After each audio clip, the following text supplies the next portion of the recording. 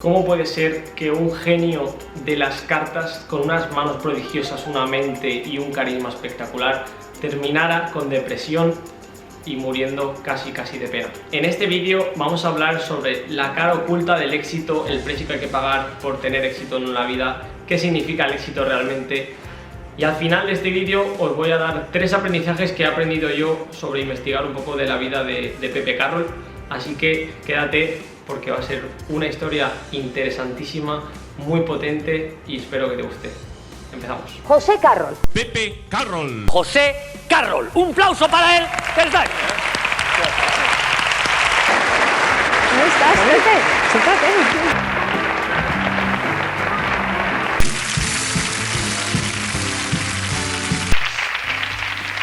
Gracias, pero tampoco es para tanto. Muchas gracias. José Arsenio Franco Larraz, más conocido como Pepe Carroll. Era un chaval nacido en Calatayud el día 19 de septiembre del 1957. Era un chaval muy tímido, pero su padre lo introdujo en el mundo de la magia. Le enseñó el truco de los trileros y empezó a hacer sus cositas con la magia. Se metió a ingeniería de caminos, pero poco después lo dejó y sus padres lo tiraron de casa porque no soportaron la noticia. Porque decidió dejar los estudios para dedicarse profesionalmente a la magia. Dejó ingeniería de caminos y se metió de cabeza en la Asociación Mágica Aragonesa para hacer una inmersión brutal en el mundo de la magia. Poco a poco, según fue avanzando su vida, iba haciéndose un poquito mejor, iba quitándose un poquito la timidez, empezaba a actuar. Se juntó con los hermanos Lorgia, un grupo de colombianos que actuaban por España, y eso le introdujo un poco en el círculo de amistades de Tamariz, de Juan Tamariz, el mítico Juan Tamariz. Poco a poco empezaron a entablar una amistad, actuaban juntos y Pepe Carroll empezó a actuar en paz sobre el año 77 más o menos, cobrando unas 1.500 pesetas, que equivaldría hoy en día a 9 euros más o menos. Pero cobraba 1.500 pesetas por ir a hacer un poquito de magia de cerca en los pubs. Juan Tamariz enseguida, cuando lo conoció, se dio cuenta de su inteligencia, de su destreza de manos y de su constancia en cuanto al trabajo. Se juntaba mucho en un pub de Madrid llamado La Mandrágora, actuaron los mejores magos de cerca del panorama nacional. De hecho, la noche madrileña se ponía interesante porque te veías en ese pub y en esas zonas de fiesta a los mejores cartomagos, a Juan Tamariz, a Pepe Carroll y a gente que empezaba a cantar sus canciones como Joaquín Sabina y muchos otros cantantes muy conocidos. Entonces, fíjate qué interesante, ¿no? Estaban ahí compartiendo magias y ahí salió algo muy interesante, y es que Juan Tamariz era un poco mayor que Pepe Carroll, pero empezaron a ir juntos prácticamente todo el día. Eso, de cierta manera, a Pepe Carroll no le vino muy bien, porque la influencia que tuvo de Tamariz al final llegó a un punto en el que vestían muy parecido, se expresaban de forma igual. Según Juan Tamariz, nunca Pepe hizo un juego o un chiste que Juan hiciera, pero sí que notaba que tenía cierta influencia y cierto modo de hablar y de vestir igual a Tamariz.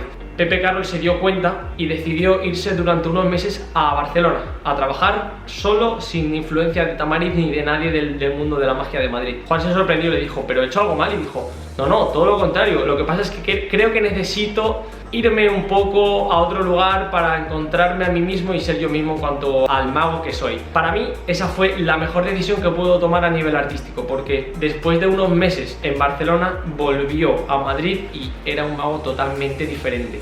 Era algo extraordinario. Había sido capaz de encontrar su propio estilo, tiraba chistes, había quitado toda la timidez y estaba fuera. En Barcelona actuó muchísimo en una sala de fiesta muy famosa en su momento que se llamaba el Llantiol. Ahí, como digo, consiguió desarrollarse y consiguió encontrar un estilo único. A la vuelta a Madrid empezó a prepararse con un número de magia de cerca, con cartas, para el Mundial de Magia. Fueron al Mundial de Magia en La Haya y aquello fue impresionante. El número fue muy bien y al final hizo aparecer una botellita de whisky.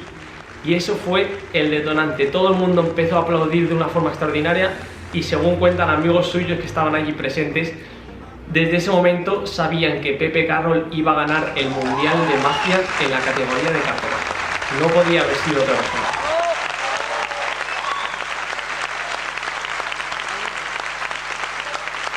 Termina el Mundial de Magia y sus amigos le decían: ¿pero ahora qué vas a hacer? ¿Vas a escribir algún libro más? ¿Vas a hacer conferencias, giras, tal? Y dijo: hasta aquí. Hemos llegado hasta el final de la magia de cerca. Terminó el FISM, que se llama el Mundial de Magia, terminó el Mundial de Magia y dejó la magia de cerca durante un tiempo. se dedicó a hacer cosas un poquito más grandes. Hacía magia de salón, en Grandes Ilusiones, y hacía espectáculos en Madrid en una sala llamada Galileo Galilei, entre otras, pero hizo mucha más magia a partir de entonces de escenario y de salón que de cerca. Antes de ganar el premio, escribió un libro en 2 tomos que se llama 52 amantes, que es una delicia, que explica todas sus rutinas de magia de cerca, una pasada.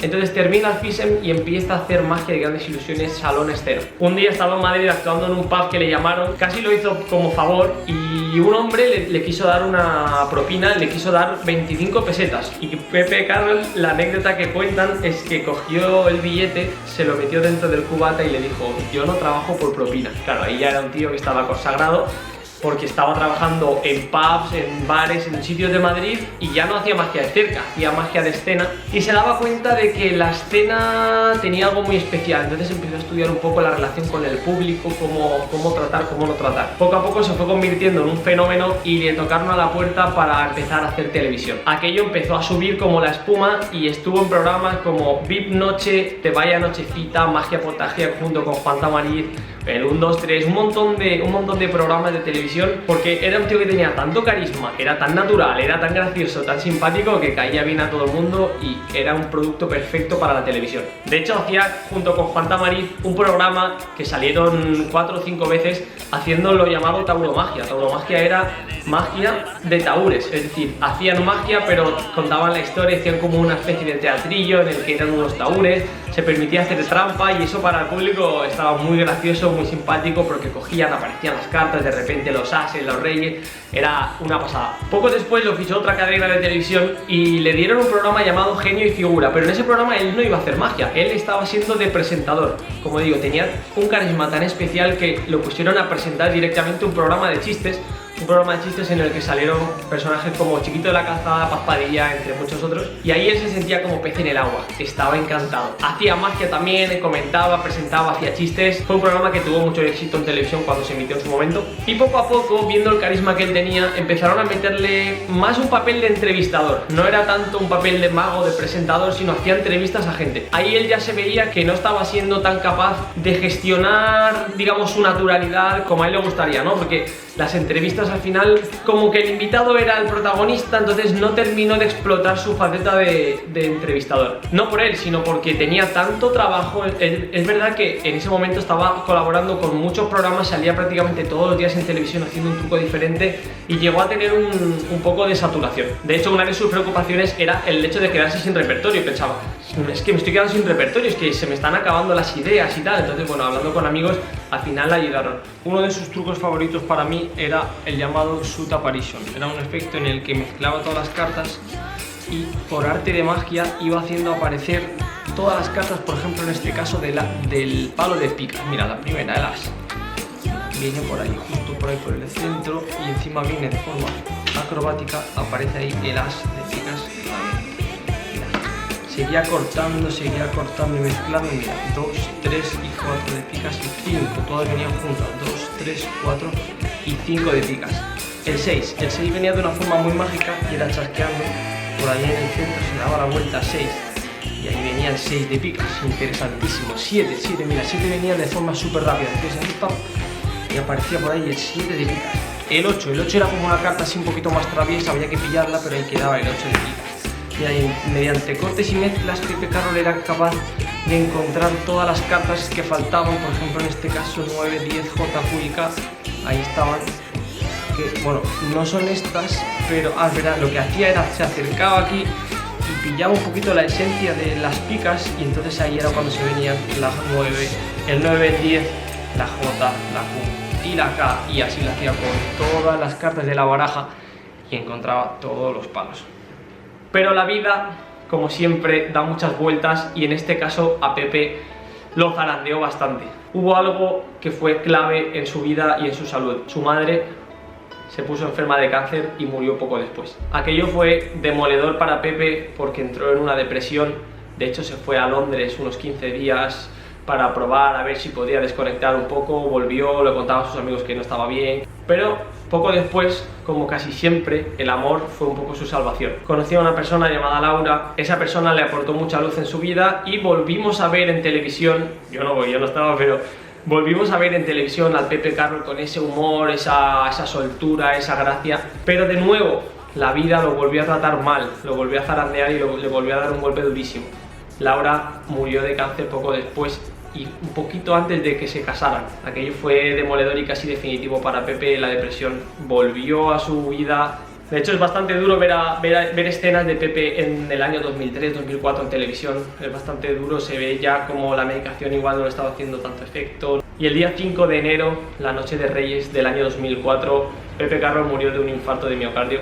Y voy a rescatar una cita de Lewis Carroll, que es, por cierto, el escritor favorito de Pepe Carroll, de ahí tomó su nombre, porque por lo que sea su apellido, que era Franco, en ese momento pues artísticamente como que no era muy atractivo, digamos.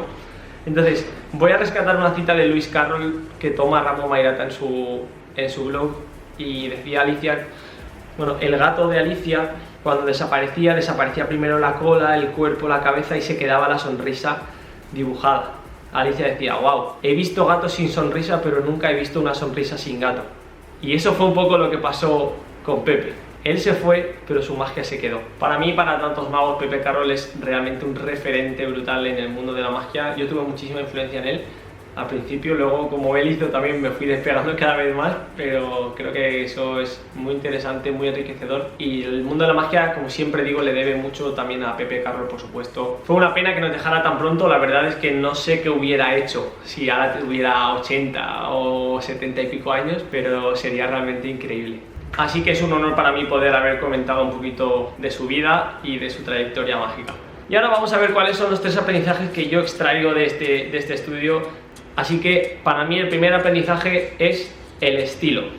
Pepe Carroll consiguió tener un estilo increíble. Nadie podía hacer los mismos chistes que él, nadie podía expresarse de la misma forma en la que él lo hacía. Él era único, igual que tú eres único, yo soy único y todo el mundo es único. Entonces, él supo explotar su talento, supo explotar su estilo y finalmente consiguió un estilo inimitable y todo el mundo le quería porque era muy gracioso, muy simpático, tenía un carisma espectacular y eso fue gracias a encontrar su estilo. El segundo aprendizaje, desintoxicación de Tamariz. Desintoxicación en el mejor de los sentidos de la palabra, porque él fue capaz de detectar que estaba siendo influenciado por Tamariz, ya no solo para bien, sino que estaba tomando las mismas formas de hablar, las mismas formas de vestir que el propio Juan Tamariz, cuando realmente eran muy diferentes. Y eso incluso me pasa a mí a diario, con amigos con los que tengo mucha influencia, luego nos separamos un poco y te das cuenta como tú mismo eres capaz de sacar tus propias rutinas, tus propios métodos, tus propios chistes. Y eso para mí y como artista es muy enriquecedor y como he dicho antes es una de las mejores decisiones que Pepe Carroll pudo tomar en su vida de artista. Por último, el tercer aprendizaje y para mí probablemente el más importante es la salud mental, de la cual en su momento, los años 80, 90, al principio de los 2000, nadie hablaba de esto. Nadie hablaba de esto, pero nadie sabía qué es lo que había detrás de un artista con éxito. Y por otro lado, ¿qué es el éxito? Porque para mucha gente el éxito era lo que Pepe Carroll podía tener. Yo creo que mucha gente consideraría que Pepe Carroll era un hombre con éxito. Fama, dinero, todo lo que él quería, estaba actuando todos los días. Pero realmente, cuando se apagan los focos, hay una persona detrás del artista. Muy poquita gente conoce a la persona que está detrás del artista. ¿Pero dónde voy con esto? Voy a la importancia de no prejuzgar, ¿no? Es decir, tú ves a un artista en escena y tú no conoces a ese artista, no sabes ese artista si está bien, si está mal, y tampoco te importa. De hecho, el artista lo da todo en escena y cuando baja del escenario, quién sabe si se siente solo, si se siente mal, si se siente bien. Los días buenos son muy buenos, los días malos son muy malos. Así que esa es mi pequeña reflexión sobre la salud mental. Se debería hablar más de esto. Por un lado, no debe ser tabú hablar de los problemas personales de cada uno, aunque obviamente es la privacidad de cada uno, pero no pasa nada porque un artista no esté bien. Es natural, somos personas y de esto hay mucho que hablar. Hablaremos más en este canal. Así que bueno, gracias por venir, gracias por estar aquí. Si te ha gustado el vídeo, suscríbete y nos vemos en el próximo vídeo. Muchas gracias.